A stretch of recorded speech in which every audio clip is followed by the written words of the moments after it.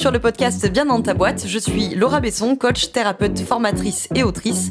Sur ce podcast, seul ou avec mes invités, on parle psychologie et entrepreneuriat, car je crois que le savoir, c'est la liberté. Celle de devenir libre, autonome, responsable et acteur-actrice de ta vie et de ton business.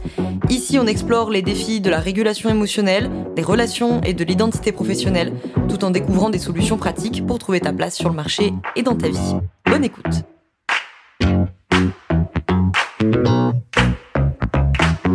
Bonjour à toi, bienvenue dans cet épisode en bref du podcast Bien dans ta boîte, donc en 1 minute l'essentiel du podcast qui est sorti mardi. Mardi, on a fait un épisode pour parler des 3 erreurs business très courantes, très fréquentes chez les professionnels de l'accompagnement, chez les coachs et thérapeute. Et donc dans cet épisode aujourd'hui, on se fait un petit zoom sur l'erreur numéro 2. Et l'erreur numéro 2 que j'ai citée mardi, c'était le fait de ne pas passer assez de temps sur le travail du business model quand on est pro de l'accompagnement. Le business model, c'est un peu la trame de base de ton business, c'est ton réseau d'offres, c'est toute la partie aussi mathématique, comptable, etc. C'est comment ton business, il est paternisé, il est organisé pour proposer des choses, combien d'argent ça va rapporter, combien de personnes on peut intégrer dans ses offres, etc., etc. Et donc ce business model, souvent chez les pros de l'accompagnement, on n'y passe pas assez de temps, on part sur un business model très classique qui est facturé à la séance ou éventuellement facturé au forfait, mais je rappelle dans cet épisode-là les 4 questions de base auxquelles tu dois pouvoir répondre. 1. Quel est ton chiffre d'affaires minimum à générer? Quel est le chiffre d'affaires idéal à générer? Le CA minimum, le CA idéal. Question 2. Combien d'offres tu dois donc vendre pour atteindre ces objectifs? Question 3.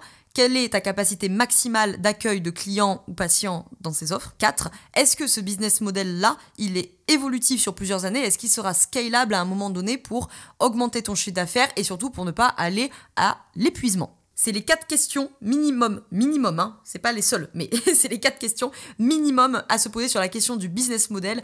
Si c'est des sujets sur lesquels tu as besoin de travailler, je sors enfin mon programme d'accompagnement business pour les professionnels de l'accompagnement.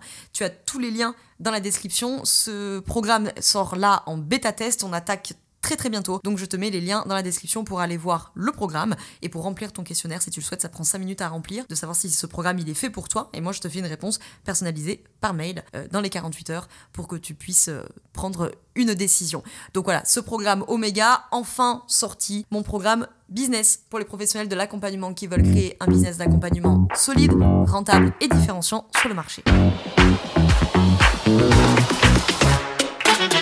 Je te remercie d'avoir écouté cet épisode jusqu'au bout. Tu peux retrouver l'ensemble des informations et des liens en description de cet épisode. Si tu as des idées, des suggestions ou si tu as tout simplement aimé cet épisode et que tu veux me le dire, direction Apple Podcast pour laisser un commentaire et 5 étoiles. C'est ce qui permet au podcast d'aider plus de personnes et ça permet aussi de me soutenir.